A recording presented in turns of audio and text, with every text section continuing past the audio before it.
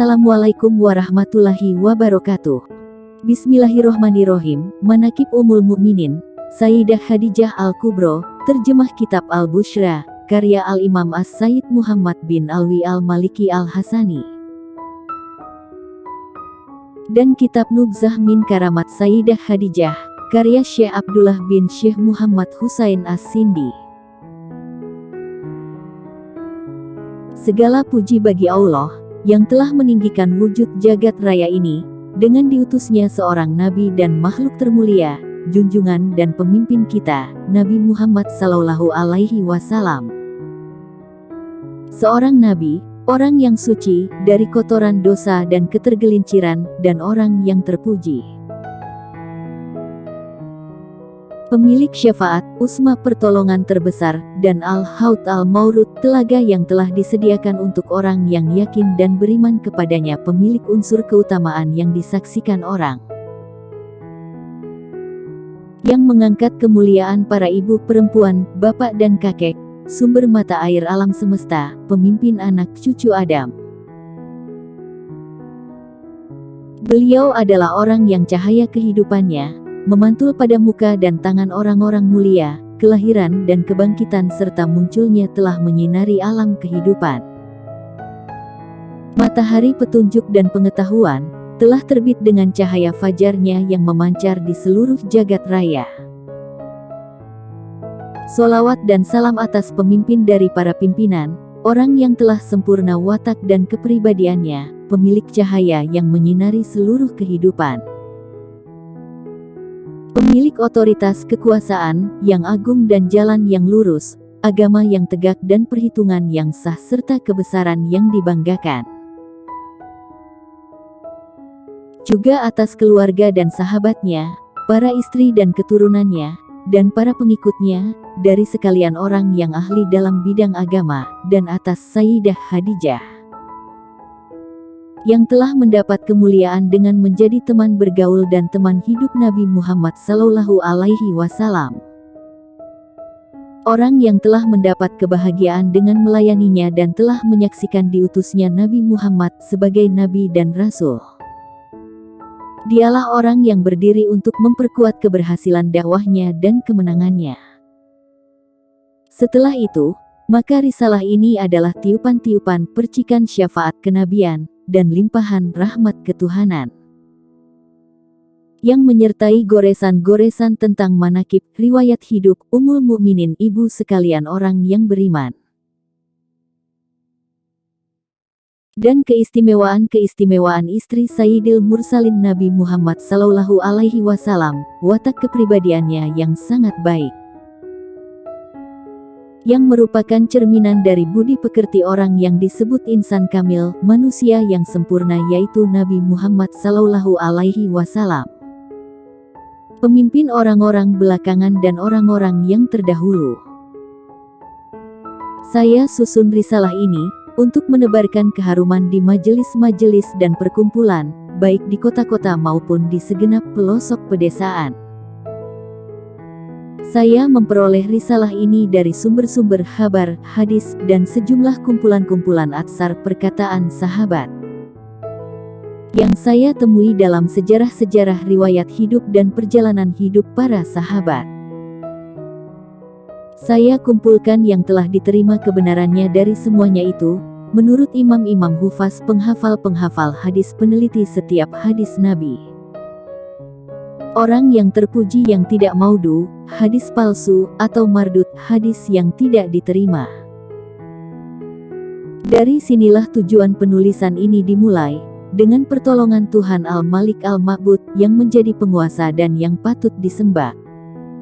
Nasab keturunan Sayyidah Khadijah. Saya berkata, dia adalah Sayyidah Khadijah, putri dari Khuwailid bin Asad bin Abdul Uzza bin Qusay Al-Asadiyah. Bertemu nenek moyangnya dengan nenek moyang Nabi Muhammad Sallallahu Alaihi Wasallam pada kakeknya Qusay, yang telah menyatukan kabilah-kabilah suku-suku Quraisy. Sedangkan ibunya adalah Fatimah putri Zaidah bin Al-Asyam, keturunan dari Bani Amir bin Luay bin Ghalib.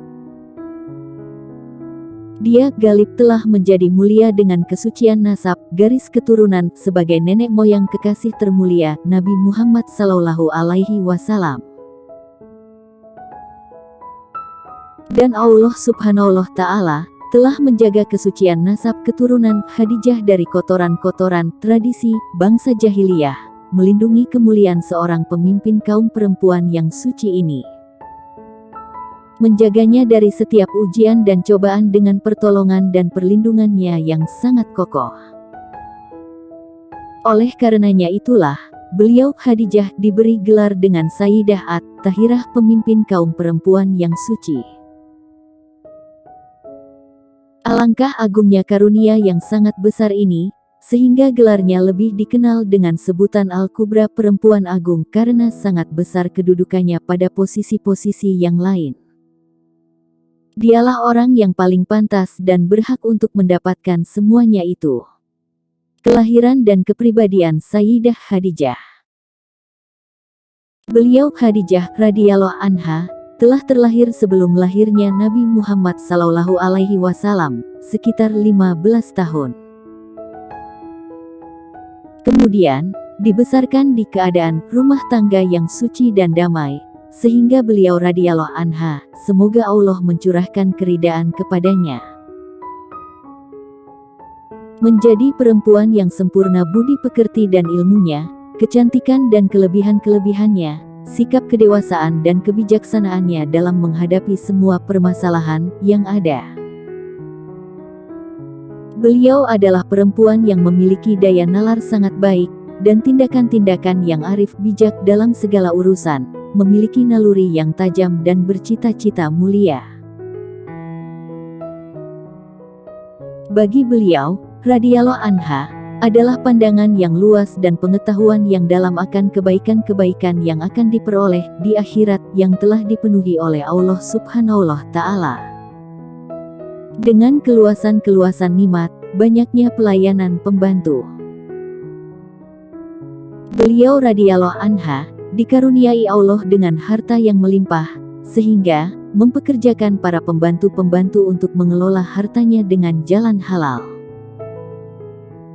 Kemudian, beliau memberi mereka sesuatu imbalan dengan jelas, sehingga perilakunya itu patut ditiru oleh orang banyak secara umum.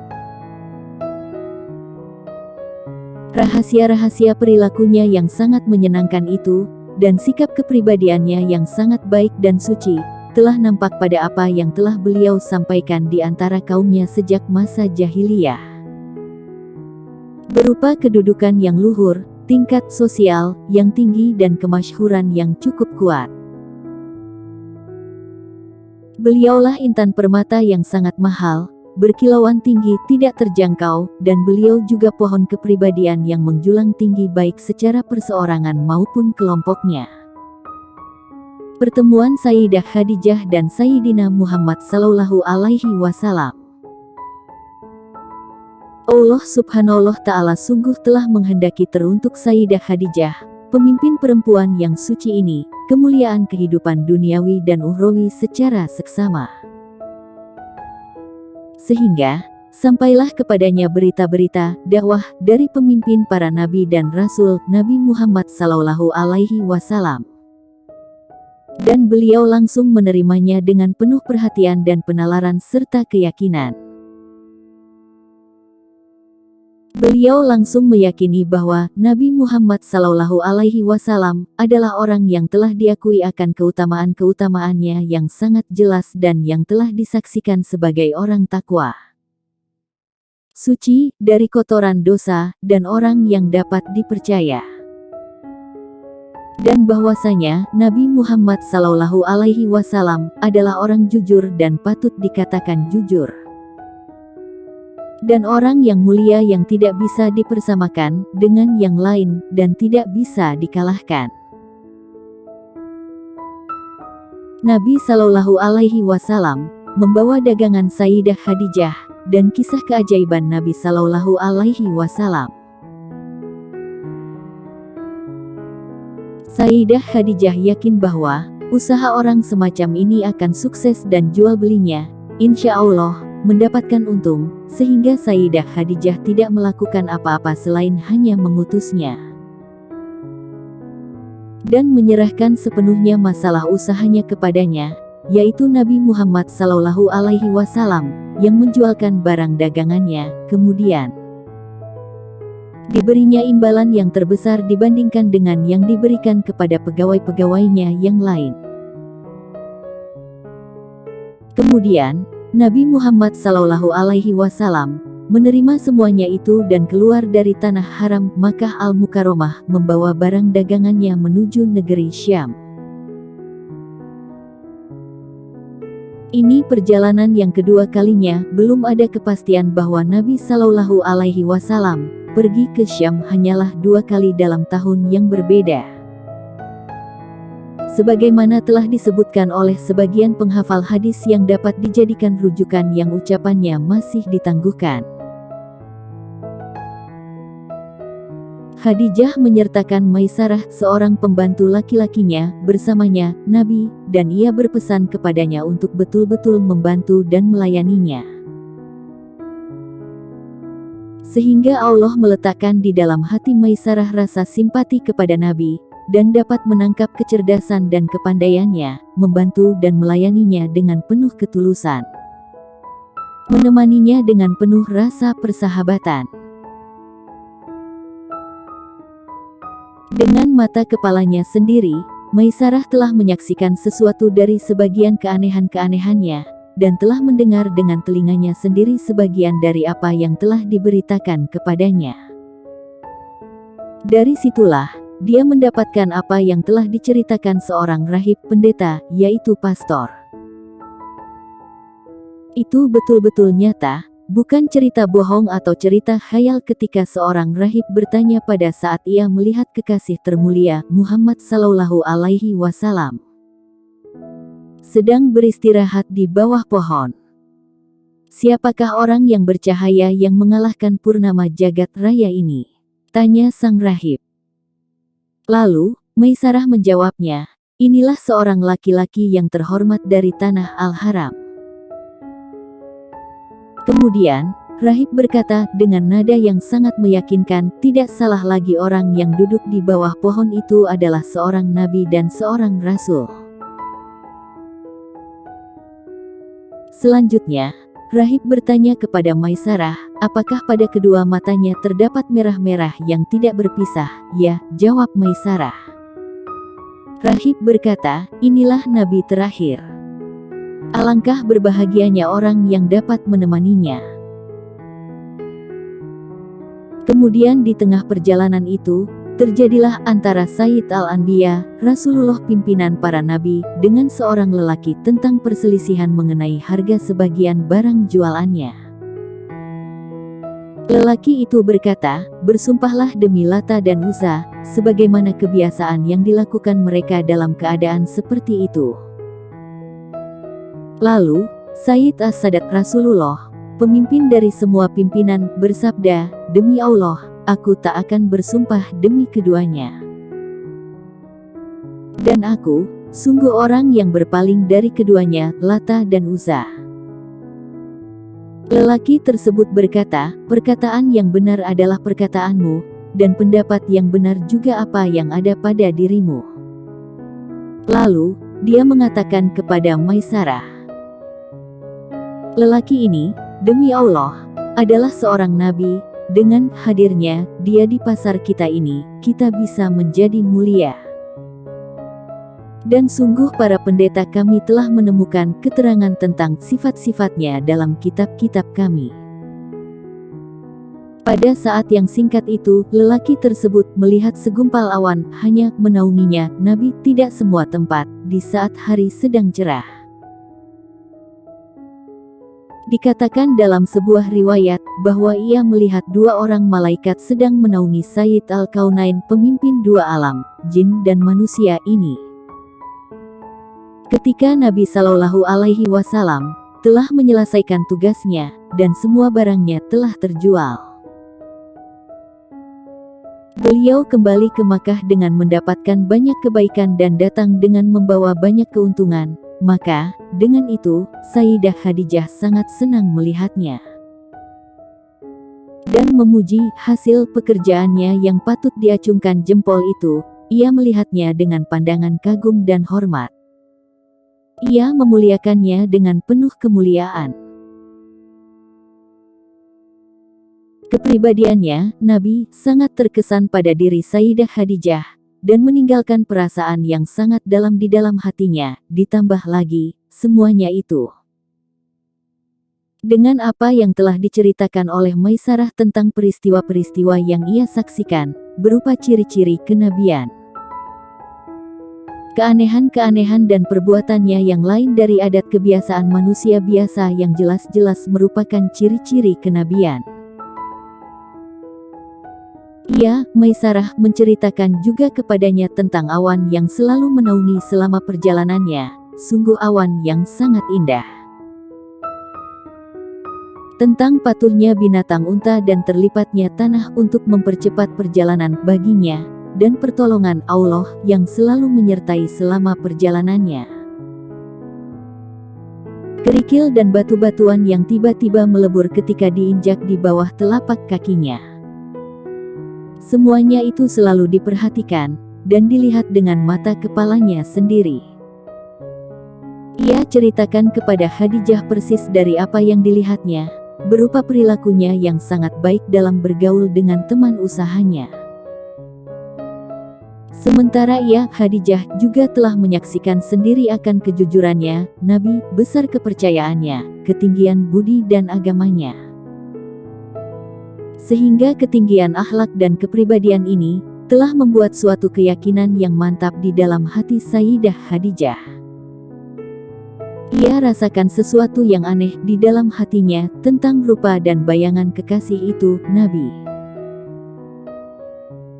Ia sendiri menjadi bingung akan perasaan hatinya, yang membuat di dalam hati dan perasaan gelisah, padahal sebelumnya ia, hatinya tidak pernah menerima seorang pun. Meskipun banyak pria yang datang dari orang terkemuka dan hartawan, mereka ditolaknya dengan penuh kekecewaan, karena harapan mereka itu dicampakkannya begitu saja. Misi Nafisah yang sukses. Ketika Allah Subhanahu wa Ta'ala menghendaki kebahagiaan abadi, kemuliaan dan keutamaan atas perempuan-perempuan daratan bumi, maka ia mengutamakan kepadanya untuk tidak menyia-nyiakan kesempatan emas ini. Sayyidah Khadijah yakin bahwa dia, Rasulullah, adalah segudang yang diidam-idamkannya dan sungguh mutiara. Lalu ia memilih Nabi Muhammad Az-Zaki Al-Amin, orang suci yang terpercaya, pemimpin semua anak cucu Adam, dan orang yang pada wajahnya terdapat tanda-tanda kepribadian yang sangat baik, dan pada dirinya terdapat sikap dan perilaku yang sempurna. Dan telah nampak pula pada dirinya tanda-tanda kepemimpinan. Telah nampak daripadanya tanda-tanda keselamatan, dan akan menjadi seorang panutan. Apapun yang nampak pada diri Sayyidah Khadijah, tidak semata-mata kecuali diperuntukkan untuk diri Nabi Muhammad SAW, dan menyerahkan dirinya kepadanya. Kemudian, Rasulullah Shallallahu Alaihi Wasallam yang agung dan Nabi yang mulia Muhammad Shallallahu Alaihi Wasallam dilamarnya, dan Sayyidah Khadijah berkata, "Wahai putera pamanku, aku sungguh tertarik padamu karena kerabatmu, kemuliaanmu, dan karena keluhuran kedudukan dan pangkatmu." Dalam satu riwayat, bahwa Sayyidah Khadijah mengutus Nafisah binti Umayyah kepadanya sebagai perantara. Lalu, Nafisah berkata kepada Nabi Muhammad SAW, "Apa yang menghalangimu untuk menikah?" "Aku tidak memiliki apa-apa," jawab Nabi. "Jika engkau dianggap orang yang cukup, dan akan diberi harta, kecantikan dan keserasian, bagaimana?" kata Nafisah. "Siapa orangnya?"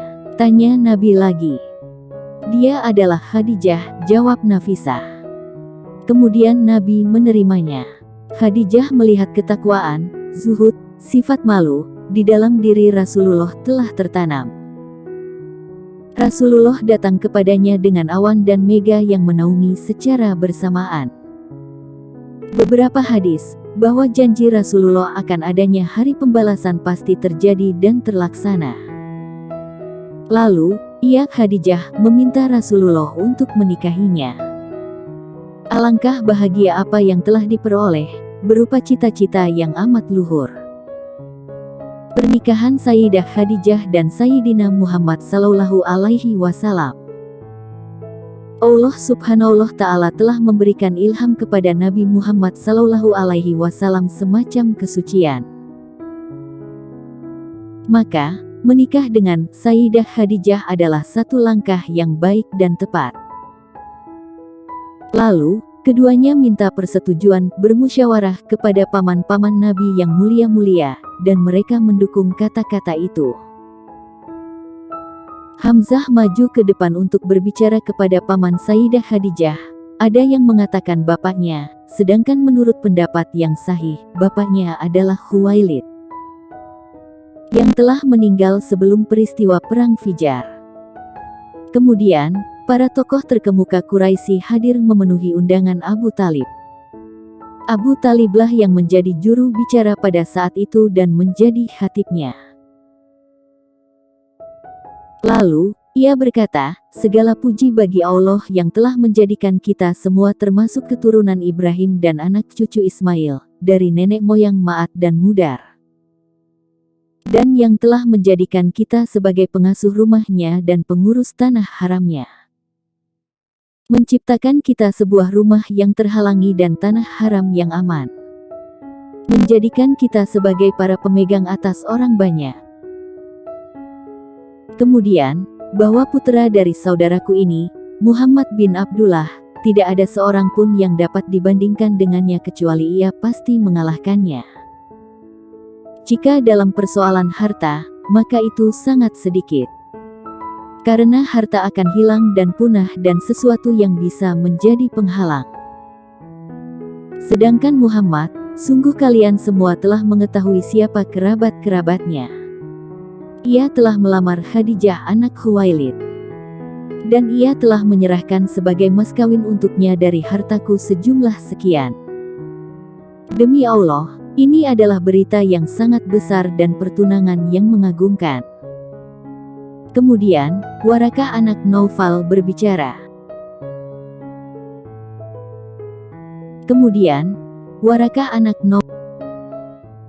Segala puji bagi Allah yang telah menjadikan kita sebagaimana yang telah kau ucapkan, dan telah memberi karunia kepada kita sebagaimana yang telah engkau menghitungnya. Kami, para pemimpin bangsa Arab, dan panutan mereka, kalian semua juga sama, tidak ada suatu pergaulan yang mengingkari kebesaran kalian. Dan tidak seorang pun yang mengingkari kebanggaan dan kemuliaan kalian. Kami sungguh senang dengan bersambungnya tali ikatan dengan kalian. Maka, saksikanlah wahai bangsa Quraisy, bahwa kau telah menikahkan Khadijah binti Khuwailid dengan Muhammad bin Abdullah atas mas kawin 400 dinar. Lalu, dia terdiam. Maka Abu Talib berbicara, aku lebih senang, jika ucapanmu itu disertai juga oleh pamannya. Lalu, paman Khadijah berkata, saksikanlah wahai kalian bangsa Quraisy, bahwa aku telah menikahkan Muhammad bin Abdullah dengan Khadijah binti Khuwailid, dan itu semua disaksikan oleh para laskar bangsa Quraisy. Dalam kitab Sirah Ibnu Hisham telah disebutkan, bahwa Nabi Muhammad Sallallahu Alaihi Wasallam memberinya mas kawin 20 unta yang bagus-bagus. Ada yang mengatakan 12,5 ukiah, satuan emas bangsa Arab dahulu emas. Ini tidak bertentangan dengan apa yang telah diucapkan oleh Warakah bin Naufal tadi, bahwa mas kawinnya adalah 400 dirham. Karena mungkin saja dikumpulkan antara keduanya itu. Atau salah satunya adalah mas kawin sedangkan yang lain adalah hadiah dari pamannya, Abu Talib. Untuk Khadijah atau Rasulullah sendiri menambahnya sebagai mas kawin kepada Khadijah atas pemberian pamannya. Sehingga semuanya disebut sebagai mas kawin. Nabi Muhammad Sallallahu Alaihi Wasallam Al-Amin telah menikah dengan Sayyidah Ummul Mukminin Khadijah Al-Kubra, dan ia telah sempurna berumur 25 tahun. Sedangkan Sayyidah Khadijah telah mencapai umur 40 tahun. Penulis kitab Qurat Al-Absar mengatakan, tatkala Nabi telah kembali ke Makkah dan mulai memasuki umurnya yang ke-26, ia menikah dengan Khadijah yang telah berumur 40 tahun. Ia, Nabi umurnya telah melewati olehnya, Sayyidah Khadijah beberapa tahun. Nabi Muhammad Sallallahu Alaihi Wasallam telah menyembelih 1 ekor domba. Dengan begitu ia termasuk para pencinta yang pandangan matanya terasa tenteram dan hatinya tenang, kebahagiaan dan kesenangan telah meliputinya. Terbitlah matahari kebahagiaan orang-orang yang bahagia, tergoreslah kepedihan pada hati orang-orang yang benci, orang yang mempunyai sifat iri menjadi tak berdaya lagi dan menjadi bingung. Abu Talib berbicara, segala puji bagi Allah Subhanahu wa Ta'ala, yang telah menghilangkan keprihatinan dan kesedihan dari kami. Ada penyair, dalam masalah ini, berkata, wahai Khadijah, janganlah kau tinggalkan Muhammad bintang penerang bagai sinar kejora. Pernikahan Sayyidah Khadijah sebelum bersama Nabi Muhammad Sallallahu Alaihi Wasallam. Tatkala Sayyidah Khadijah menikah dengan Sayyid Walad Adnaan, Nabi Muhammad Sallallahu Alaihi Wasallam sebelumnya ia telah menikah dengan 2 orang laki-laki, yaitu Hindun Abu Halah bin Zarah dari Bani Adi dan Atik bin Aits bin Mahsum Al-Quraisy. Para ahli sejarah tidak sependapat tentang siapa yang dahulu dari yang keduanya itu, sedangkan tidak ada keterangan yang jelas tentang itu yang dapat dijadikan rujukan. Dan Sayyidah Khadijah juga memiliki keturunan selain dari Nabi Khairil Bariyah, Muhammad Sallallahu Alaihi Wasallam, yaitu Abdul Manaf dan Hindun. Keduanya adalah anak dari suaminya, Atik. Ada yang mengatakan bahwa Hindun ini telah masuk Islam dan berhasil menjadi sahabat Rasulullah dan menyakini kerasulannya. Sayyidah Khadijah melahirkan dari Abi Halah seorang anak, mereka menyebutnya Hindun, yang kemudian menjadi seorang sahabat yang mulia, yang termasuk orang yang ikut menyaksikan perang Badar dan perang Uhud. Dia meriwayatkan sebuah hadis yang masyhur tentang sifat Nabi Sallallahu Alaihi Wasallam, dan beliau telah gugur pada peristiwa Jamal bersama Sayyidina Ali Zilwaj al-Mukarram. Sebagian mereka menyebutkan bahwa beliau telah gugur pada waktu itu bersama dengan 70.000 orang yang semuanya adalah Muslim. Sehingga semua orang sibuk dengan jenazah mereka dan jenazahnya tertinggal tanpa ada seorang pun yang membawanya. Sehingga ada orang yang menjerit, duhai Hindun putra Hindun, wahai anak tiri Rasulullah. Tidak ada satu jenazah pun yang tersisa kecuali ditinggalkannya. Adapun jenazah beliau, kemudian dibawa dan dikerumuni orang banyak, sehingga tempat yang ada penuh dengan kerumunan orang-orang, dan jenazah beliau hanya dibawa di atas ujung-ujung jari. Dan sebagian mereka berkata, bahwa jenazah pria yang gugur pada musim wabah penyakit ini adalah seorang putra bangsa di masa ini. Dan putra kenamaan atas diri beliau, dengan nama Hindun juga terkenal masih dalam perselisihan pendapat. Beliau adalah seorang sahabat yang fasih bacaannya, dapat bergaul dengan baik, ahli khotbah yang baik. Ketika memuji Rasulullah Sallallahu Alaihi Wasallam, beliau berkata, sayalah orang yang termulia, baik bapak maupun ibu, saudara laki-laki maupun saudara perempuan, ayahku adalah Rasulullah Sallallahu Alaihi Wasallam. Dan ibuku adalah Khadijah, yang telah melahirkan Al-Qasim, rahmat Allah semoga selalu atas dirinya, dan saudara perempuanku Fatimah, rahmat dan kemuliaan Allah semoga selalu tercurah atas dirinya. Dan Khadijah bersama Abi Halah melahirkan 2 orang anak laki-laki selain yang disebutkan di atas. Yang pertama adalah At-Tahir, yang kedua adalah Halah, yang pertama kurang begitu terkenal. Kesetiaan seorang istri. Sayyidah Khadijah, semoga Allah meridainya, memiliki saat-saat bersama suaminya, Nabi Muhammad SAW, yang patut dibanggakan. Tidak pernah disebutkan kisah tentang wahyu dan diangkatnya beliau menjadi rasul, kecuali bersamanya disebutkan pula cerita perempuan ini, Sayyidah Khadijah. Dan akan diuraikan masalah wahyu ini dari awalnya, sehingga kita mengetahui akan kedudukan dan keistimewaan perempuan mulia ini. Ketahuilah, bahwasanya permulaan dari diutusnya Rasulullah SAW, yang merupakan karunia besar dari Allah atas dirinya, yaitu bahwa beliau tidak pernah melewati pohon atau batu kecuali batu dan pohon itu mengatakan kepadanya, Assalamualaikum ya Rasulullah, dan irhash tanda-tanda sebelum kenabian lain. Terutama, yang paling terkenal, adalah ar-ru'ya sadikah, mimpinya yang selalu jadi kenyataan. Beliau Rasulullah SAW tidak pernah bermimpi saat tidur, kecuali mimpi itu menjadi kenyataan. Dan Allah Subhanahu wa Ta'ala menjadikan beliau adalah orang yang lebih suka berkholwat. Sehingga, tidak ada sesuatu pun yang lebih beliau senangi selain berkholwat, menyendiri. Setiap tahun, beliau melakukannya selama sebulan di Gua Hira untuk sepenuhnya melaksanakan ibadah, dan bertafakur akan kerajaan alam semesta langit dan bumi. Manakala beliau pergi untuk beribadah di Gua Hira, Sayyidah Khadijah selalu menyiapkan berbagai kebutuhannya, memberikan setiap yang beliau perlukan, menyiapkan perbekalan makanan dan minuman, dan membantu meringankan apa yang mampu ia lakukan untuk beliau. Sehingga Rasulullah SAW mungkin dapat mencapai tujuannya menghadap Tuhannya, melakukan peribadatan kepadanya dengan hati yang penuh dengan ketenangan, terlepas dari ikatan-ikatan dari berbagai kesibukan.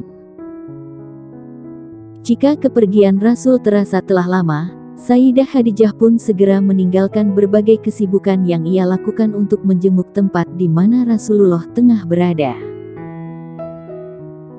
Ketika berada di sana, dan melihat Rasulullah tengah berada dalam peribadatan kepada Tuhannya, dan tenggelam dalam tafakur yang dalam, dan tenggelam dalam kesendirian bersama Tuhannya,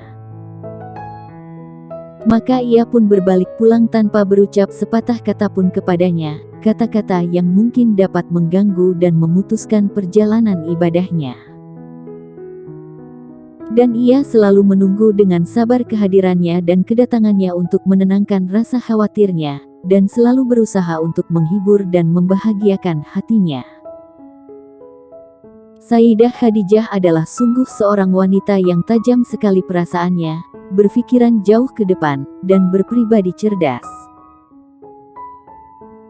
Sangatlah pantas bila seorang lelaki seperti suaminya ini, yaitu Muhammad Al-Amin, yang telah menjadi pembimbing perempuan yang mempunyai jiwa besar ini, yang mempunyai cita-cita yang mulia, yang memiliki keutamaan yang tidak pernah diketahui oleh orang Quraisy akan rahasianya, berdasarkan apa yang disampaikan oleh pembantunya Maisarah, seperti yang telah diceritakan terdahulu. Ia yakin bahwa beliau, baginya akan mengalami satu peristiwa yang sangat besar, yang akan dibicarakan oleh semua orang baik yang sedang dalam musafir perjalanan, dan orang yang tidak melakukan perjalanan.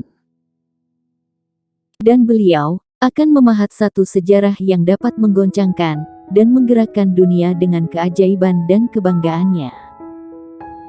Betapa besar pribadi Sayyidah Khadijah yang jujur dan penuh kasih sayang, yang selalu berkhidmat kepada Nabi dengan penuh cinta dan ketulusan dan selalu bersamanya dalam setiap persoalan dan permasalahan. Dan betapa lembut hatinya yang selalu memberi bekal untuk Nabi dengan penuh rasa perlindungan. Ia mengibarkan panji kebahagiaan untuk Nabi yang diharapkan pada hari ditegakkannya dan diperluasnya daerah Islam.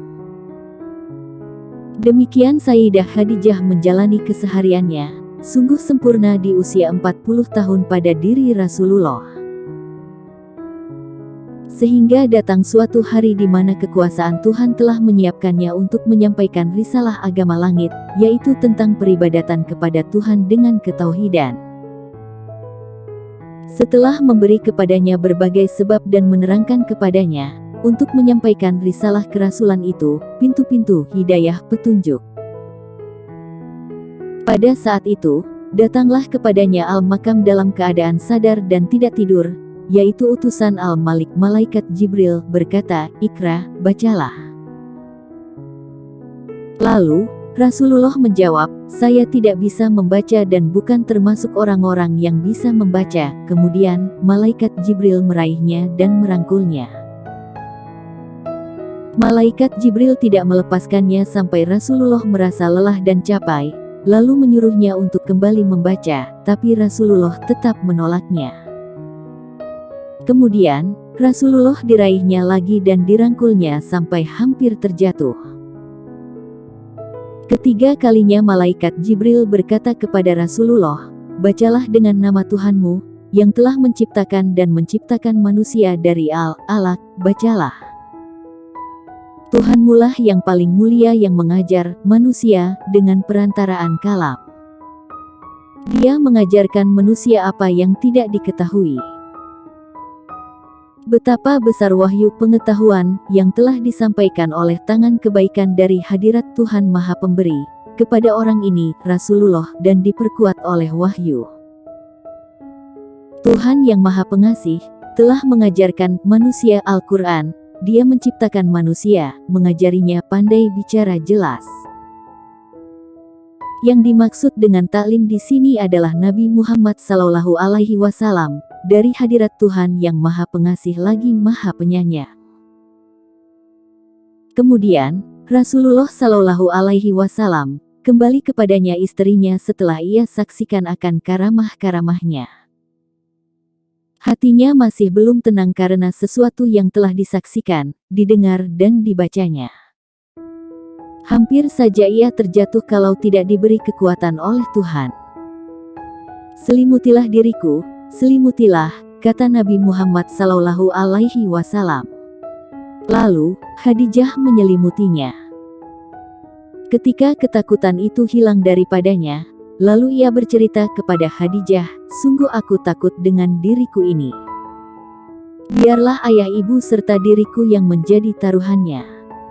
Lalu, Khadijah berkata, "Jangan begitu.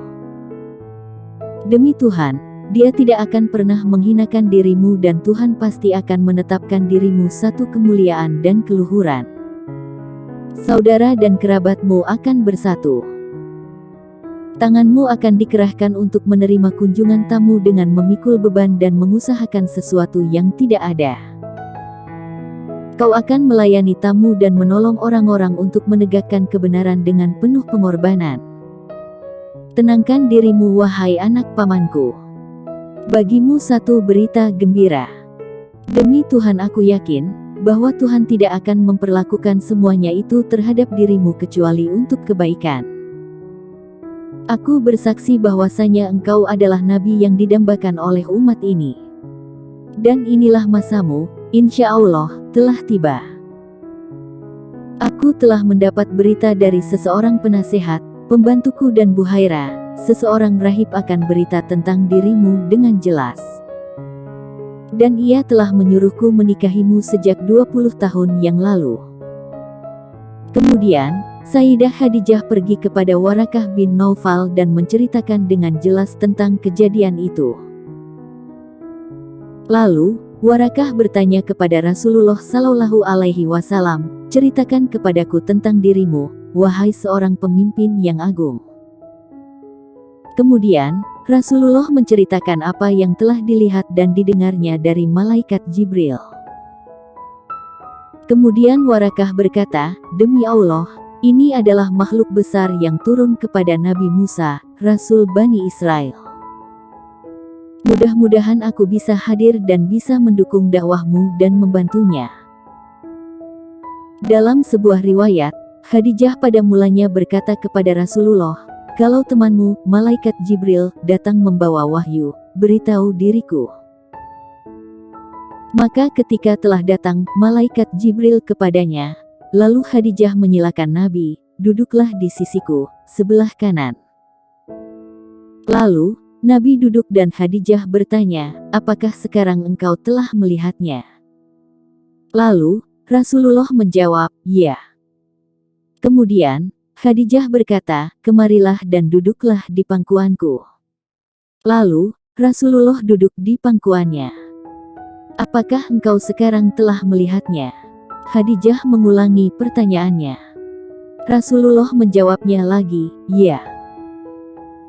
Lalu, dengan penuh penasaran ia kemudian membuka kerudungnya. Khadijah mengulangi pertanyaan itu, "Apakah engkau telah melihatnya sekarang?" Lalu, Rasulullah menjawab, "Tidak." Khadijah berkata, "Ini bukan setan. Ini adalah malaikat Allah. Telah datang kepadanya, di rumah Khadijah, Jibril, dan bagi orang memiliki kecerdasan dalam segala hal selalu penasaran." Lalu, Khadijah membuka kerudungnya, untuk meyakinkan apakah itu adalah wahyu atau khayalan. Lalu, ketika Khadijah membuka kerudungnya dari kepalanya, Jibril menghilang. Maka, lenyaplah dan tidak ada lagi tabir itu.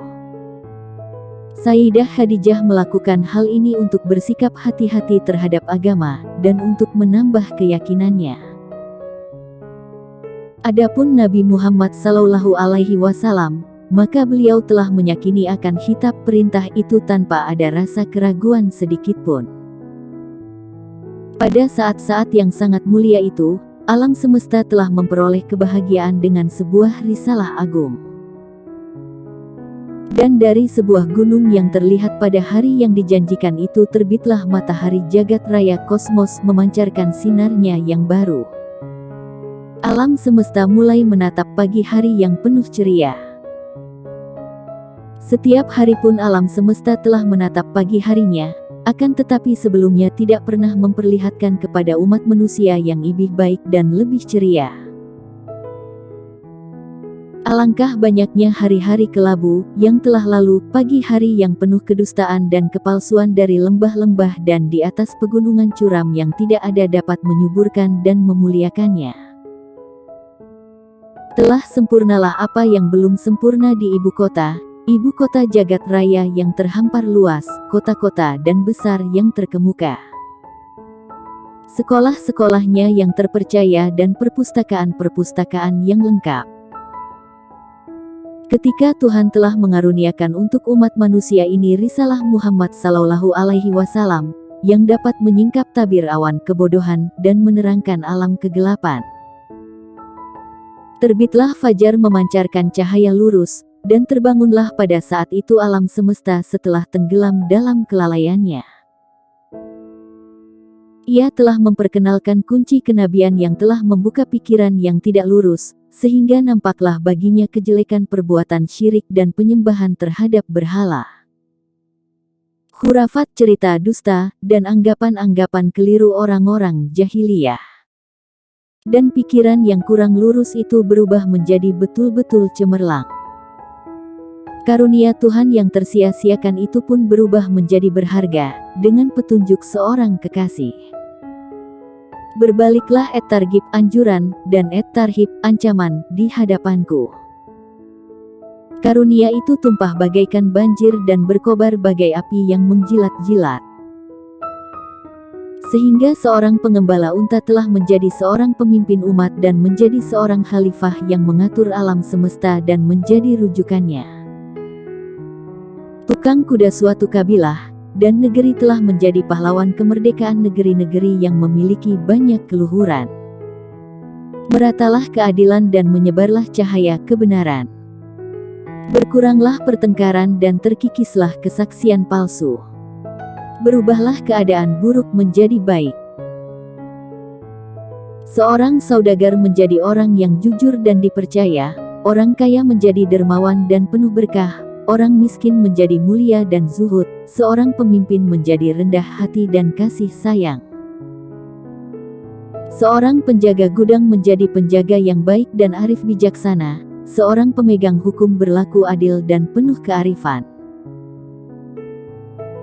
Dalam kelompok masyarakat tersebut telah tampak kejujuran dan kepercayaan seorang saudagar, sifat, ifah menjaga diri, dan kesuhudan orang miskin, kesungguhan karyawan dan nasihatnya.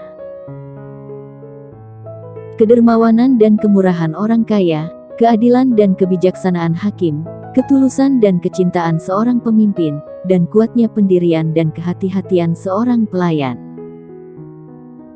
Maka, diutusnya seorang rasul bagi alam semesta adalah musim semi dan bagi manusia adalah kesuburan dan kemakmuran. Tuhan telah memberikan keutamaan kepada permata yang telah diciptakannya, dengan keutamaan-keutamaan yang tak terhingga dan perilaku yang terpuji.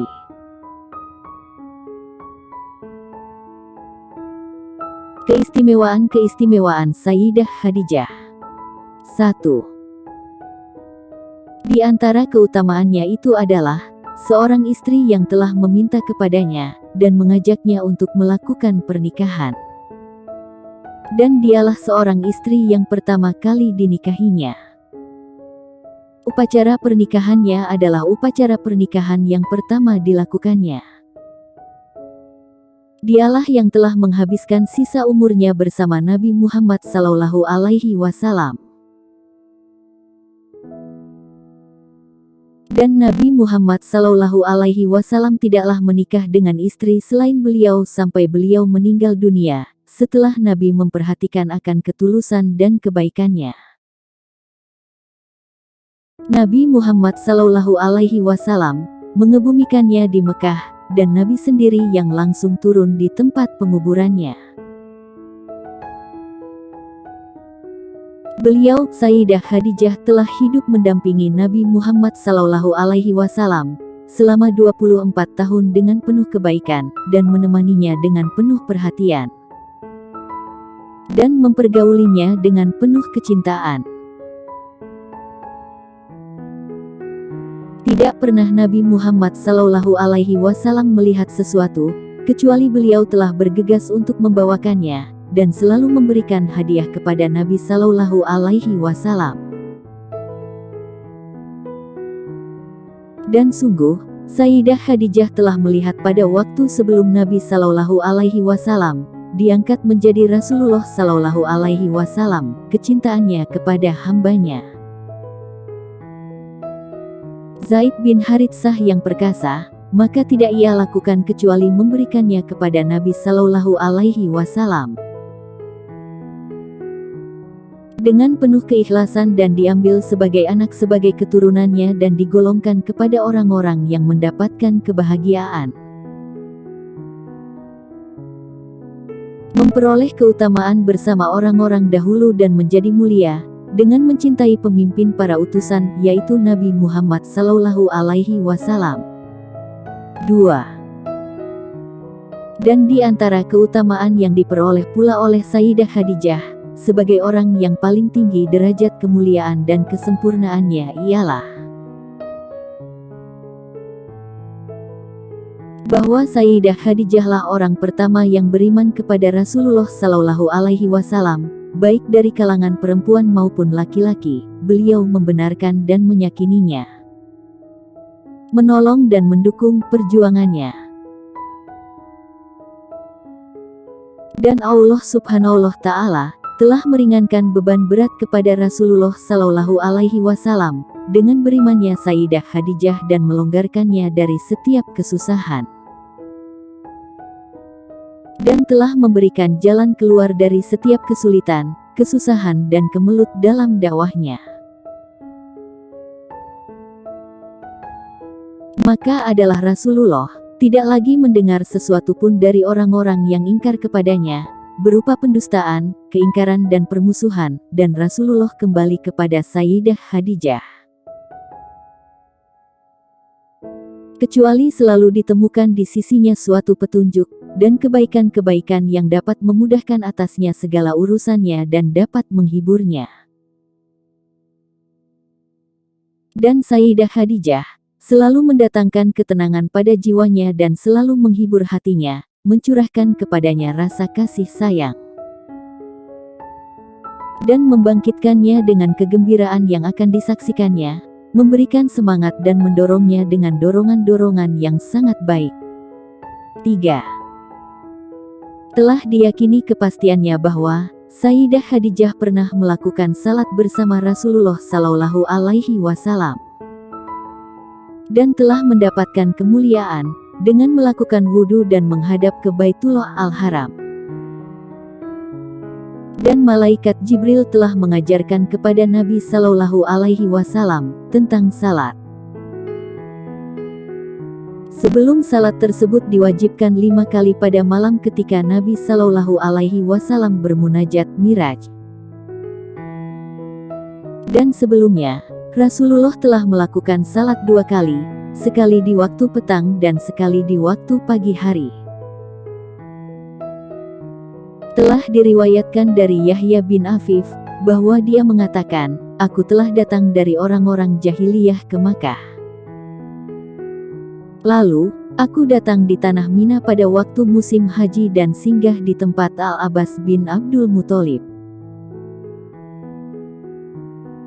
Ketika matahari telah menyingsing, muncullah seorang laki-laki dari lorong rumah yang dekat dariku, kemudian ia menghadap ke Ka'bah dan berdiri melakukan salat. Ia tidak mengubah keadaannya hingga datang seorang pemuda berdiri di sebelah kanannya, kemudian datang pula seorang perempuan berdiri di belakang keduanya. Kemudian laki-laki itu ruku dan pemuda dan perempuan itu juga ikut melakukan ruku. Ketika lelaki itu sujud, maka keduanya pun ikut melakukan sujud. Lalu aku bertanya, 'Wahai Abbas, ada hal yang sangat mengagumkan.' Abbas berkata, 'Sesuatu yang sangat mengagumkan. Adakah kamu tahu siapakah mereka?' 'Tidak,' aku menjawab. Lalu, ia berkata lagi, 'Itu adalah Muhammad bin Abdullah, anak laki-laki saudaraku. Tahukah kamu siapakah pemuda itu?' Aku menjawab, 'Tidak, itu adalah Ali bin Abi Thalib.' Ucapnya lagi, 'Siapakah perempuan itu?' Lanjutnya, aku jawab, 'Tidak tahu.' 'Dia adalah Khadijah bin Khuwailid, istri dari anak laki-laki saudaraku itu,' jawabnya. Muhammad inilah yang menceritakan kepadaku bahwasanya Tuhanmu yang menguasai langit dan bumi telah memerintahkan mereka untuk melakukan perbuatan yang baru kamu lihat tadi. Demi Allah, belum pernah aku mengetahui orang yang ada di muka bumi ini yang menganut agama seperti itu kecuali ketiga orang tersebut," lanjut Al-Abbas. Afif Perawi berkata, "Seandainya aku beriman pada hari ini, maka jadilah aku orang keempat masuk Islam." 4. Di antara keutamaan Sayyidah Khadijah, semoga rahmat dan kemuliaan senantiasa dicurahkan kepadanya, bahwasanya beliau adalah istri Rasulullah yang paling utama. Sebagaimana tercantum dalam sebuah hadis, bahwasanya Nabi Shallallahu Alaihi Wasallam bersabda, "Maryam, kemudian Fatimah, kemudian Khadijah, kemudian Asyah istri Firaun." Dalam satu riwayat lain, dari Anas radhiyallahu anhu, sebagai hadis marfu, wanita-wanita paling cakap sedunia ialah Maryam putri Imran, Khadijah putri Khuwailid, Fatimah putri Nabi Muhammad Sallallahu Alaihi Wasallam dan Asyah. Ini adalah hadis sahih tanpa ada keraguan. Kesahihannya telah dipastikan oleh ulama-ulama, dalam sebuah riwayat yang sahih yang tidak diragukan lagi, bahwa Nabi Muhammad Sallallahu Alaihi Wasallam bersabda, "Sebaik-baik wanita pada masanya adalah Maryam. Dan sebaik-baik wanita pada masanya adalah Sayyidah Khadijah." Dan hadis ini telah diriwayatkan oleh Imam Bukhari dan Imam Muslim. Hadis-hadis tentang persoalan ini sangat banyak dan sangat terkenal dalam buku-buku induk utama Ahli Sunnah wal Jamaah yang terkenal, yang semuanya telah disepakati akan keabsahannya, bahwa Maryam, Khadijah, Fatimah dan Asiyah adalah wanita paling utama sedunia, semoga Allah selalu meridai mereka. Perbedaan pendapat di kalangan ulama adalah perihal menentukan siapa di antara keempat wanita itu yang lebih utama, dan dalam perimbangan keutamaan di antara mereka itu. Sebagian ulama ada yang berupaya untuk menentukan salah seorang dari keempat orang itu, memaksakan diri untuk memberikan penjelasan takwil dan mencocokkannya. Padahal saya tidak menjumpai padanya apa faedahnya. 5. Di antara keutamaan Sayyidah Khadijah yang mulia, sekaligus perjalanan hidupnya yang sangat indah, semua putra Nabi Muhammad SAW adalah dihasilkan dari Sayyidah Khadijah. Kecuali Ibrahim saja yang tidak dilahirkan padanya, melainkan dari Maria Al-Qibtiyah, seorang istri yang dihadiahkan Raja Muqawqis Mesir dan Iskandariyah kepada Nabi. Sayyidah Khadijah melahirkan putra untuk Al-Khair Al-Bariyah, orang yang paling utama di antara manusia, yaitu Nabi Muhammad SAW, 6 orang keturunan. 1. Al-Qasim, dia adalah anak sulung. Al-Qasimlah yang dijadikan nama panggilan untuk diri Nabi di antara orang banyak, Abul Qasim. Dialah putra Nabi yang pertama meninggal dunia dan dikebumikan di Makkah tanah airnya. 2. Abdullah, dia yang dijuluki dengan At-Tahir dan At-Taib, karena ia terlahir pada masa setelah lahirnya Islam dan meninggal dalam usia anak-anak di tanah haram. 3. Zainab, anak perempuan paling besar yang dilahirkan sebelum Nabi diangkat menjadi Rasul. Dan ia menikah dengan Abu Aish bin Al-Rabi'i, dan Abu Al-Aish telah masuk Islam dan berhijrah sebelum lahir dan sebelum dilaksanakan. Zainab meninggal dunia pada awal tahun ke-8 dari tahun hijrahnya Nabi Muhammad SAW, dan dimakamkan di Taman Al-Baqi, dan makamnya di sanalah terpampang. 4. Ruqayyah, dan yang kelima, Ummu Kulsum. Keduanya pernah dijodohkan dengan kedua anak Abu Lahab, orang yang celaka dan terhalang dari rahmat Allah. Ketika turun ayat Tabat Yada Abi Lahab, kemudian calon orang tua kedua suami putri Rasulullah itu, Abu Lahab, sangat marah dan mengatakan kepada kedua anaknya, "Keturunanku telah terhalang dari keturunanmu berdua, jika kalian tidak berpisah dengan kedua putri Muhammad yang mempunyai perkataan ini Al-Quran." Dengan begitu, Abu Lahab bermaksud untuk menyakiti Nabi Muhammad SAW, lalu keduanya berpisah sebelum dukul nikah atas keduanya. Dan dengan karunia Allah keduanya tidak lagi dipertemukan dengannya. Ruqayyah telah menikah dengan Sayyidina Utsman bin Affan dan hijrah bersamanya ke Habsah untuk menyelamatkan keimanan. Kemudian dia kembali dan hijrah bersamanya Utsman ke Madinah As-Syafi. Dan Ruqayyah meninggal di sisi Sayyidina Utsman dan dimakamkan di tanah Al-Baqi. Kemudian, setelah itu, Sayyidina Utsman menikah lagi dengan saudarinya, Ummi Kulsum, yang kemudian meninggal juga di sisinya dan dimakamkan pula di Al-Baqi, sebagaimana telah diketahui bersama.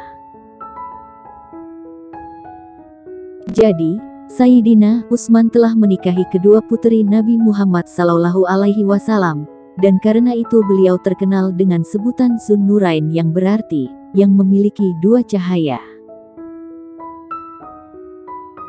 Dan seandainya masih ada lagi putri Rasulullah, niscaya Rasulullah menikahkannya lagi dengan Sayyidina Utsman radhiyallahu anhu.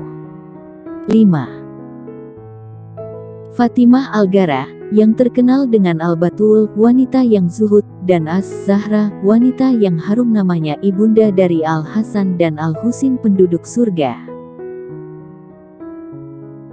istri dari Imam Ali Al-Murtada, yang sangat baik mempergaulinya dengan sangat tulus dalam mencintainya. Ali radhiyallahu anhu tidak pernah menikah dengan istri yang lain hingga ia, Fatimah, meninggal dunia.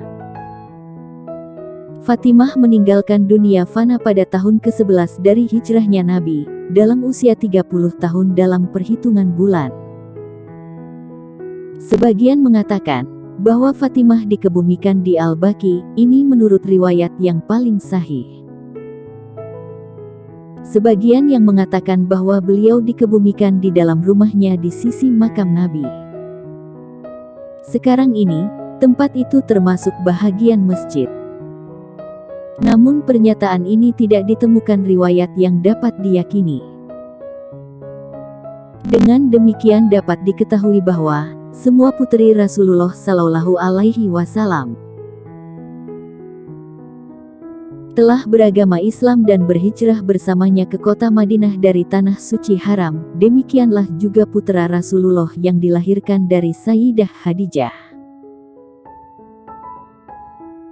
Keridaan Allah semoga selalu bersama mereka dan semoga kita dikumpulkan bersama golongan mereka bersama-sama Rasulullah Shallallahu Alaihi Wasallam. Amin. Sebagian dari keutamaan Sayyidah Khadijah ialah bahwa Nabi Muhammad Shallallahu Alaihi Wasallam tidak pernah melupakan cinta kepada Sayyidah Khadijah untuk selama-lamanya. Dan Nabi selalu menjaga keluarga Sayyidah Khadijah semasa hidupnya. Nabi selalu mengirim sesuatu hadiah untuk keluarga Sayyidah Khadijah. Dan Nabi tidak pernah lupa pada setiap membagi-bagi rezeki untuk para sahabat, juga untuk keluarga Sayyidah Khadijah. Rasulullah Shallallahu Alaihi Wasallam pernah menyembelih seekor domba untuk beliau sendiri, kemudian beliau memotong-motongnya, lalu Rasulullah memberi potongan-potongan yang khusus untuk kerabat Sayyidah Khadijah dan saudara-saudaranya. Ketika Sayyidah Aisyah tampak merasa cemburu dan tampak kekurang senangan di dalam hatinya, lalu Rasulullah Shallallahu Alaihi Wasallam bersabda, "Aku benar-benar dikaruniai cintanya, karena itu aku akan mencintai orang yang dicintai oleh Sayyidah Khadijah." 6. Sebagian dari keutamaannya juga seperti yang telah diriwayatkan oleh imam-imam ahli hadis dalam berbagai kitab sunnah, dan buku riwayat hidup, dan buku-buku sejarah, bahwa Rasulullah Shallallahu Alaihi Wasallam sering menyebut-nyebut nama Sayyidah Khadijah, dan sering menceritakan berbagai kebaikan Sayyidah Khadijah, dan sering memujinya dengan berbagai pujian yang indah, serta sering sekali memohonkan ampunan kepada Allah dan mendoakannya untuk Sayyidah Khadijah. Rasulullah Shallallahu Alaihi Wasallam seringkali bercerita tentang kekayaannya, tentang kemuliaannya, tentang keutamaannya dan kesempurnaannya, dan Rasul menyampaikannya dalam ungkapan dan mengucapkannya dalam ungkapan bahasa yang panjang dan indah tanpa rasa bosan. Manakala Aisyah mendengar Rasulullah sedang menceritakan tentang Sayyidah Khadijah, maka ia betul-betul merasa sangat cemburu. Lalu, ia Aisyah mengatakan, Khadijah tidak lain kecuali perempuan yang kedua pipinya, yang telah menjadi nenek-nenek tua. Allah telah menggantikan untukmu yang lebih cantik daripadanya, seorang gadis yang masih belia. Maka, Nabi Muhammad Shallallahu Alaihi Wasallam seketika itu juga marah dengan ucapannya dan membencinya atas perbuatannya seperti itu, seraya bersabda, Allah tidak akan menggantikan untuk diriku yang lebih baik daripadanya. Sungguh dia, Khadijah, telah beriman saat orang lain kufur kepadaku, dan dia telah membenarkanku saat orang lain mendustakan diriku, dan dia telah menolong diriku saat orang lain mengusirku. Dan dia telah melapangkan hatiku saat orang lain menghalangiku. Dan dia pula yang telah mengaruniakan keturunan untuk diriku saat istri-istriku yang lain tidak dapat memberikan keturunan. Telah disampaikan dalam sebagian perkataan sahabat. Yang telah diriwayatkan dari Sayyidah Aisyah As-Siddiqiyah radhiyallahu anha, bahwasanya dia Aisyah mengatakan bahwasanya Rasulullah Shallallahu Alaihi Wasallam telah menyebut-nyebut nama Sayyidah Khadijah dengan penuh perhatian, sehingga membuat diriku cemburu. Dan melontarkan kata-kata yang seharusnya tidak kuucapkan. Tiba-tiba, muka Rasulullah Shallallahu Alaihi Wasallam betul-betul berubah, yang belum pernah aku melihatnya, kecuali pada saat-saat turunnya wahyu, sehingga aku langsung tunduk. Dan merasa sangat menyesal atas ucapanku yang baru kuucapkan itu kepadanya, dan aku katakan, "Ya Allah, jika Engkau hilangkan kebencian utusanmu sekarang juga, niscaya aku tidak akan menyebut nama Khadijah cemburu yang berlebihan dengan kata-kata yang jelek selama hidupku." Maka, manakala Rasulullah Shallallahu Alaihi Wasallam melihat penyesalanku, beliau langsung memaafkanku dan dapat memakluminya. Dan beliau menyebutkan kepadaku tentang keutamaan-keutamaannya yang sangat cemerlang. Dengan demikian, dapat kita ketahui bahwa kecemburuan Aisyah terhadap Sayyidah Khadijah bukan terlahir dari rasa benci atau permusuhan, akan tetapi itu adalah tabiat kebiasaan yang bisa dimaklumi ada pada setiap perempuan. Dan Aisyahlah yang meriwayatkan hadits tentang Sayyidah Khadijah itu kepada kita. Dan seandainya Aisyah tidak menceritakannya kepada kita, kita tidak akan mengetahui hadis-hadis tersebut. Baik berupa hadisnya sendiri maupun berupa atsar, di antara keistimewaan Sayyidah Khadijah pula, semoga rahmat dan kemuliaan Allah selalu menyertai. Bahwasanya Allah Rabbul Izzati telah mengutusnya beserta malaikat Jibril alaihi salam. Lalu, malaikat Jibril alaihi salam berkata, "Wahai Muhammad, ini Khadijah telah datang kepadamu dengan membawa tempat makanan yang di dalamnya ada lauk pauk dan makanan. Jika ia telah datang kepadamu, maka sampaikanlah salam dari Allah Subhanahu wa Ta'ala dan dariku kepadanya." Maka, manakala Sayyidah Khadijah datang menemui Rasulullah Shallallahu Alaihi Wasallam, dan Rasulullah menyampaikan pesan malaikat Jibril tersebut, Sayyidah Khadijah menjawab, "Allah adalah asalam dan daripadanya lah keselamatan itu. Salam sejahtera juga semoga selalu menyertai malaikat Jibril alaihi salam." Hadis tersebut telah diriwayatkan oleh Bukhari dan Muslim. Dalam kitab mereka yang terkenal dengan Sahih Bukhari dan Sahih Muslim. 7. Dan sebagian dari keutamaannya, seperti pada hadis yang juga diriwayatkan oleh Bukhari dan Muslim, bahwa malaikat Jibril telah memberinya kabar gembira dengan sebuah mahligai gedung di dalam surga. Pada saat itu, malaikat Jibril menyampaikan kepada Rasulullah Shallallahu Alaihi Wasallam, "Berilah kepada Sayyidah Khadijah kabar kegembiraan, dengan sebuah mahligai gedung, yang bertatahkan intan berlian yang di dalamnya tidak terdengar suara berisik dan di dalamnya tidak ada kesedihan." 8. Dan di antara keutamaannya, yaitu bahwa Sayyidah Khadijah adalah orang yang selalu mendampingi Rasulullah Shallallahu Alaihi Wasallam, dalam suka maupun duka. Dan dia tidak rela meninggalkan Nabi, ketika musuh berhasil menceraikan mereka di sebuah lorong pegunungan. Kemudian, Sayyidah Khadijah pergi dari gedungnya yang tinggi dan kedudukannya yang mulia untuk pergi bersama dalam lorong pegunungan tersebut. sehingga ia hidup bersama-sama dengan orang yang hidup dalam penderitaan.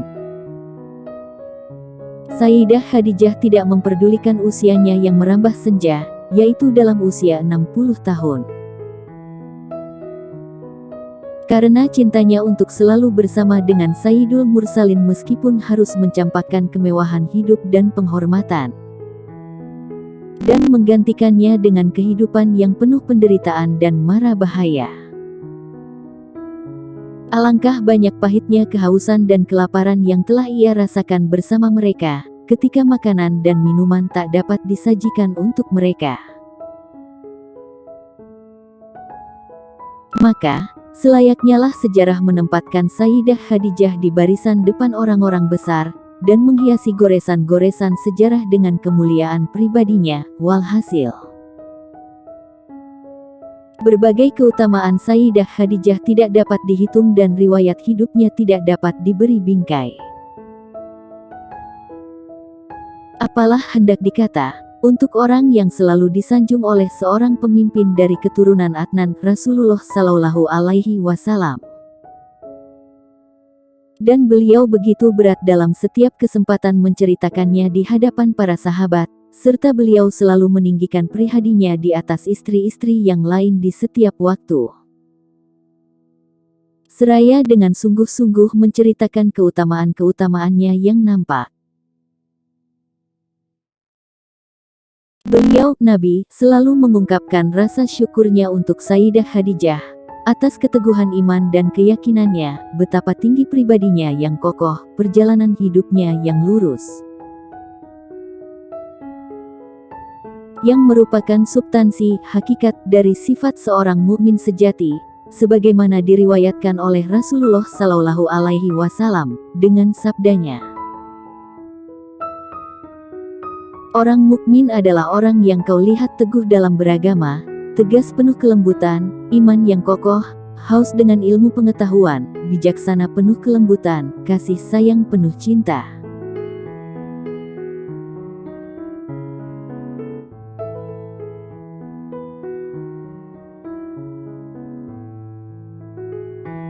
Berbuat baik dengan penuh ketetapan, sederhana dalam hidup, berhias diri meski dalam susah, mencampakkan rasa tamak dari diri, berusaha yang halal, bersungguh-sungguh dalam mencari petunjuk, menjaga diri dari hawa nafsu, dan penuh rasa sayang terhadap orang yang menderita. Sesungguhnya,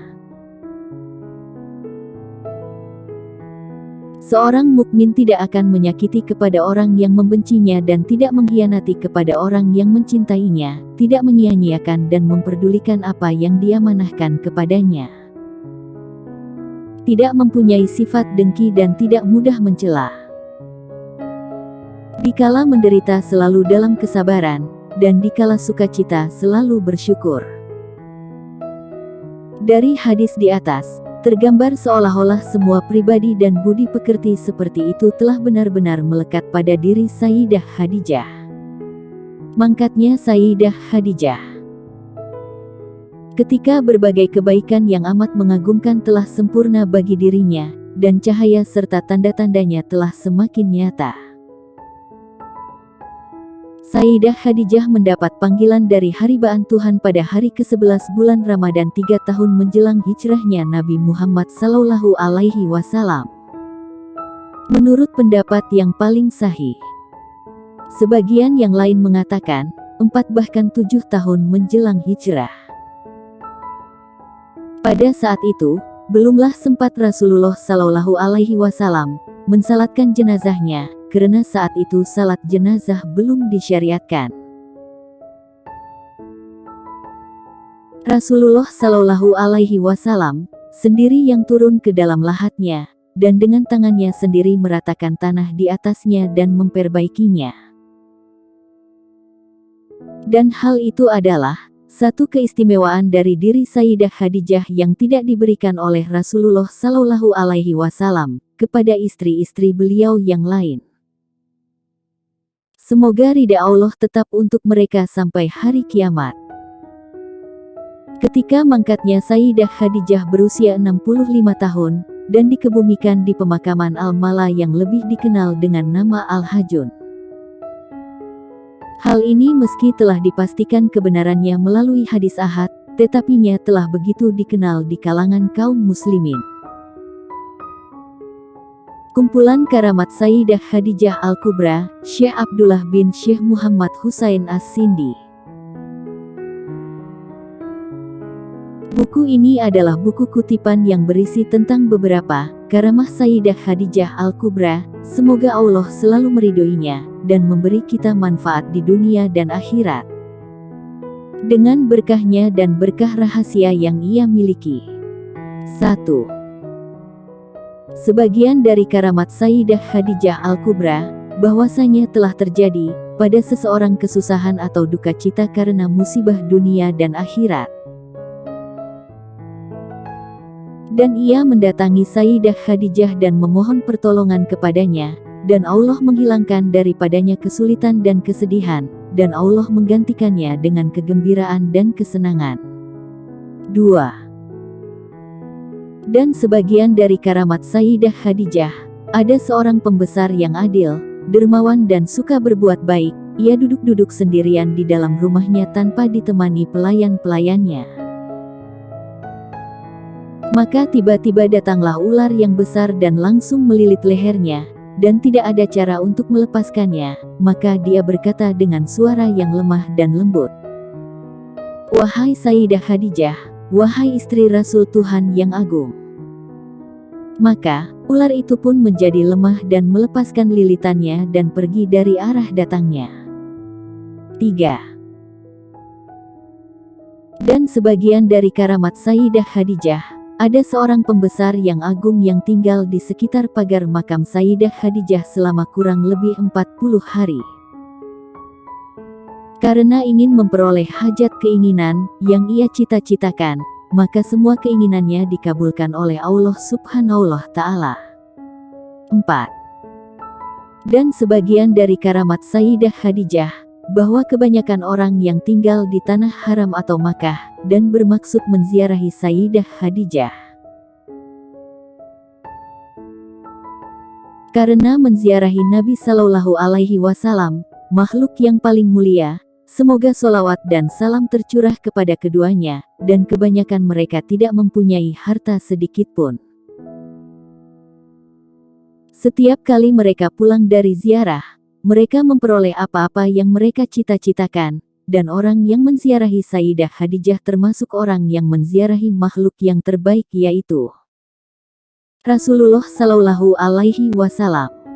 5. Dan sebagian dari karamah Sayyidah Khadijah adalah, ada seorang laki-laki yang tinggal di negeri Al-Amin, yang mempunyai seorang anak laki-laki yang sakit, dan para tabib tidak dapat menyembuhkannya. Orang tuanya merasa bahwa tidak lama lagi ia akan meninggal, dan dalam keadaan seperti itu ia pergi meninggalkan anaknya dan menuju halaman samping makam Sayyidah Khadijah. Dan ia bersedekah sesuai dengan kemampuannya, kemudian ia mengecup bagian dari makam Sayyidah Khadijah, serta bertawasul dengannya kepada Allah Tuhan segala makhluk. Maka, setelah kembali, ia melihat anaknya telah sembuh dari sakitnya dan tubuhnya penuh dengan keringat kesembuhan. 6. Dan sebagian dari karamah Sayyidah Khadijah, yaitu ada seorang yang kaya raya yang hilang kekayaannya, dan hilanglah darinya segala kenikmatan dunia. Pada suatu hari ia tidak mempunyai makanan untuk mengisi perutnya dan perut keluarganya. Kemudian, ia pergi ke makam Sayyidah Khadijah dan membaca Al-Fatihah khusus untuk Sayyidah Khadijah. Ketika ia pulang dan berada di tengah jalan, ia memperoleh apa yang ia inginkan dan ia kembali menjadi kaya setelah penuh penderitaan dan kesusahan. 7. Dan sebagian dari karamah Sayyidah Khadijah, ada seorang laki-laki yang sakit yang akan membawanya kepada kematian. Keluarganya memohon kepada Allah agar diberikan penggantinya kesembuhan. Pada satu malam, orang yang sakit itu bermimpi bahwa ia berada di makam Sayyidah Khadijah yang mulia, dan ia bertawasul kepada Tuhannya, serta berdoa kepada Allah. agar ia disembuhkan dari sakitnya dan memperoleh keselamatan. Kemudian diberikan kepadanya makanan. Setelah itu makanan itu dimakannya. Seketika itu juga ia muntah. Pada pagi harinya ia telah sehat kembali dan hilanglah segala penyakitnya. 8. Dan sebagian dari karamah Sayyidah Khadijah, ada seorang yang tinggal di Makkah. Negeri Makkah adalah negeri keberuntungan. Seperti biasanya ia pergi ke pasar dan berhutang kepada temannya 1 dinar. Ketika berada di tengah pasar, uang itu hilang. Kemudian, ia pergi ke makam Sayyidah Khadijah dan membacakan Al-Fatihah untuknya. Kemudian, ia pulang ke rumahnya. Ternyata di sana ada temannya yang memberinya hutang, dan uangnya yang hilang ada di tangan temannya itu. Dan ia memberitahukan bahwa ada orang yang mengembalikan uang tersebut kepadanya. 9. Dan sebagian dari karamah Sayyidah Khadijah, ada seorang yang sakit dan seluruh tubuhnya bengkak dan ia mempunyai berbagai macam penyakit. Kemudian, ia dibawa ke makam Sayyidah Khadijah dan bermalam beberapa hari di sana. Setelah ia pulang ke rumah hilanglah semua penyakitnya dan ia dapat berjalan kembali. 10. Dan sebagian dari karamah Sayyidah Khadijah, ada seorang laki-laki penduduk kota Makkah yang terkena penyakit lumpuh bagian bahu. Kemudian keluarganya membawanya ke makam Sayyidah Khadijah dengan harapan untuk menjadi tamu Sayyidah Khadijah yang mulia. Setelah kembali ke rumah, ia sehat kembali dan Allah menghilangkan segala penyakit yang ditimpakan kepadanya. 11. Dan sebagian dari karamah Sayyidah Khadijah, ada seseorang yang akan mengawinkan anak perempuannya, dan ia sepakat bahwa biaya perkawinan dari uang yang ia miliki, padahal uang itu untuk nafkahnya. Ketika waktu perkawinan telah dekat, ia sangat kesulitan, dan ia memohon bantuan beberapa kali kepada orang lain. Kemudian ia berpikir untuk menziarahi makam Sayyidah Khadijah yang sangat harum, lalu ia menziarahinya. Dan pada hari perkawinan anaknya semua hajatnya terkabul. 12.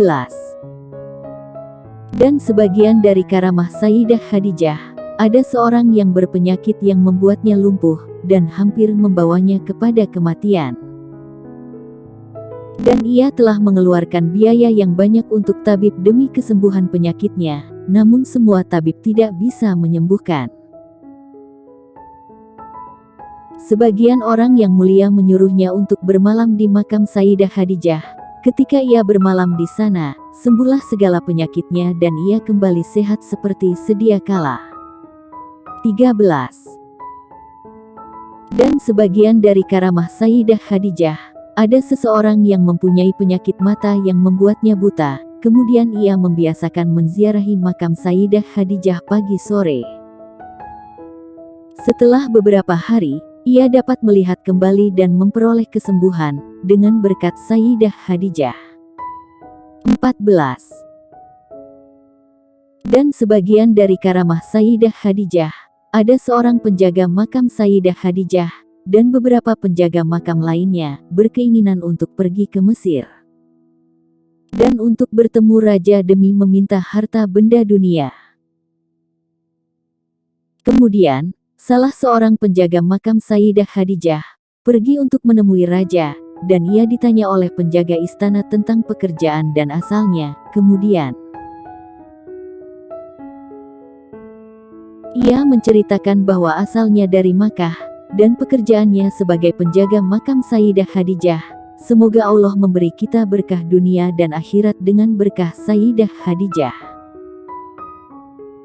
Penjaga istana itu melarangnya untuk masuk menemui raja, dan penjaga makam Sayyidah Khadijah itu sangat ingin menemui raja, untuk menyampaikan maksudnya. Kemudian, penjaga istana itu menamparnya dengan tamparan yang hampir membuatnya meninggal. Kemudian, penjaga makam Sayyidah Khadijah itu berseru dengan, "Wahai Ummul Mukminin, wahai istri penghulu segala rasul, Tiba-tiba, datang seorang perempuan yang sangat cantik dan berwibawa, yang langsung menamparkan penjaga istana itu dengan tamparan yang membuat kedua matanya terlepas dan darahnya bercucuran di pipinya. Setelah beberapa hari penjaga itu meninggal. 15. Dan sebagian dari karamah Sayyidah Khadijah, ada seorang laki-laki yang ayahnya pergi ke India dan ia bermimpi bahwa ayahnya tengah berada dalam kesulitan yang besar, maka ia sangat sedih. Kemudian, ia pergi ke makam Sayyidah Khadijah yang penuh dengan keberuntungan dan kebesaran. Dan di sana ia tertidur, dan ia bermimpi bahwa ayahnya sedang sakit dan lautan tengah bergelombang dengan gelombang yang sangat besar. Kemudian ia bermohon kepada Allah dan bertawasul kepada Sayyidah Khadijah, dan kemudian ia melihat dalam mimpinya bahwa lautan menjadi tenang kembali. Dan ia terbangun, dan diberitahu kepadanya bahwa ayahnya telah selamat. Dan ayahnya kembali dengan selamat seperti yang diberitahukan kepadanya. 16. Dan sebagian dari karamah Sayyidah Khadijah, ada seorang pekerja yang tinggal di negeri Al-Amin. Pada bulan Ramadan ia tidak dapat bekerja. Pada satu hari, ia sangat kelaparan dan ia tidak dapat kemana-mana karena tertidur. Setelah itu, ia pergi ke makam Sayyidah Khadijah yang luas dan ia tidur di sana. Kemudian ia dibangunkan oleh seseorang pada waktu sahur dari tidurnya. Dan tiba-tiba, pintu kubah terbuka dan di sana terdapat makanan yang lezat dan bercahaya, dan ada gelas yang berisi air yang menghilangkan dahaga dan menyembuhkan penyakit. Kemudian, ia memakan makanan itu hingga kenyang, serta meminum minuman itu hingga hilang dahaganya. Setelah itu, ia pergi ke Masjidil Haram serta salat subuh berjamaah di sana. Kemudian ia pergi melalui pintu Az-Ziarah dan ia bertemu dengan seorang yang kaya dan memberikan kepadanya uang sebanyak 40 rial, dan ia menyuruhnya agar ia bersyukur kepada Allah. Kemudian, ia bersyukur dan memuji kepada Allah dengan pujian yang terbaik, dan memohonkan tambahan kebaikan untuk hambanya. 17. Dan sebagian dari keutamaan Sayyidah Khadijah, adalah bahwa rumah Sayyidah Khadijah adalah rumah yang afdal utama, sesudah Masjidil Haram, seperti yang dikatakan oleh kebanyakan ulama besar.